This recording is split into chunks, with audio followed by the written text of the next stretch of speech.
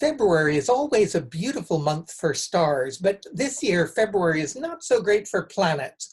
Mercury is in front of the sun, Venus, Jupiter, and Saturn are behind the sun. There's one planet that's been looking good in the sky for months, and it's still a treat to see, and that's Mars. We're using the computer program Stellarium to display the February evening sky, and we're looking between south and west. There are three Mars-like objects. This one is actually a star. It's part of the familiar group called Orion. Over here is Aldebaran, and farthest to the west is Mars. Now we've chosen the 18th of February for two reasons. One is that on that day, the moon will be right next to Mars. So if you're confused about which one of these is Mars, the moon will guide you on February 18th. When we use a computer simulation to squeeze a huge stretch of sky onto the screen, it's not big enough to show the shape that the moon appears to be.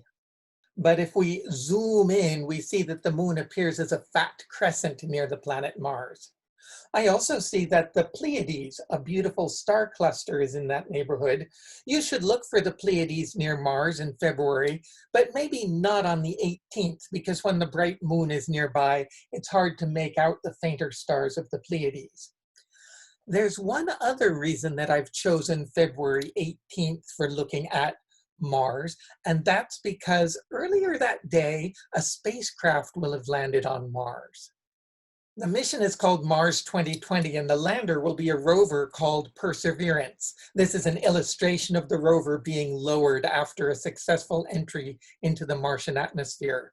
At the time of recording this, it hasn't happened yet, but it will be excellent if it all works according to plan. Perseverance is much like another rover called Curiosity that's been exploring Mars since 2012. Perseverance has some extras, and we'll have more news about that another time. We're facing south now, looking at a huge stretch of sky from the east all the way to the west. Here's the moon and Mars again. And in the south, there's the winter oval.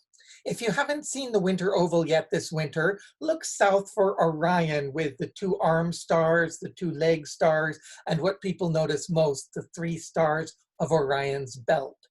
One of Orion's legs is a star called Rigel, and going around the oval, we come to Aldebaran, the orange one that looks a little bit like Mars. Going up, there's Capella. Coming around the oval, we come to Pollux, which is the brighter star in the pair of stars, Castor and Pollux. Come on down to Procyon, around to Sirius, the brightest star of the nighttime sky, and then back to Rigel, the winter oval. To the east of the winter oval is Leo. Let's shift our view and get a better look at Leo. Leo is like a question mark in the sky, but backward. The bright star Regulus is at the bottom of the question mark. This star at the top of the question mark isn't as bright as other stars, so when I look at Leo from a city sky, sometimes I can't see this star and I have to imagine the full question mark. You can imagine this is the head of a lion, and this triangle that follows the question mark could be the back end of the lion.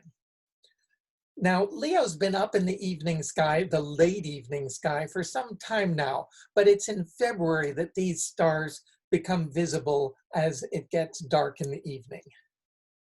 We've zoomed out and we've changed the day to the 26th of February, and on that day, I can see that the full moon will be near the question mark in Leo. The moon will be rising around sunset and it will be bright all night long, which is the nature of full moons. Looking farther to the north of Leo, I can see the 7 stars of the Big Dipper. Now, like Leo, the Big Dipper has one star that's not as bright. So unless it's really dark and clear, you might not see that star in this shape that's like a cup with a long handle. Where I live in California, the Big Dipper is up in the sky all the time, but in December and January, it's skimming the horizon, and that's not the best way to see it. February is the month that it returns as an easy group of stars to spot in the evening sky. Now we're looking west toward the great square of Pegasus, which you can find in February, but not too late because stars in the west are going down as the evening goes by. And also stars in the west are getting lower in the sky as the year goes by. So February is our last chance to see Pegasus in the evening before it gets lost in the glow of sunset. The west is also the direction you'll look to find the young crescent moon, which appears in the sky a couple days after the time of new moon, which this year is February 11th.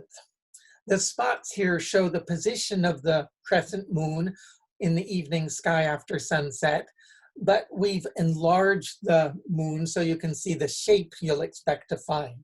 On the 13th, it's a very slim crescent, very low, and that'll be a fun challenge to look for.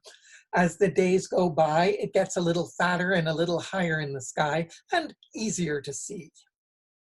So here's what we'll be looking for in the February evening sky. Leo and Ursa Major return to the evening sky in February, but February will be your last chance to see Pegasus in the evening sky for a while.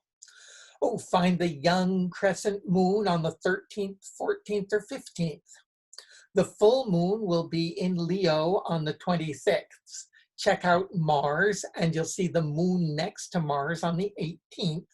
And Orion and the stars of the winter circle will be in the southern sky all of February in the evening. The winter circle, I called it the winter oval before. Some people call it the winter hexagon, but you should watch it yourself and decide what you want to call it.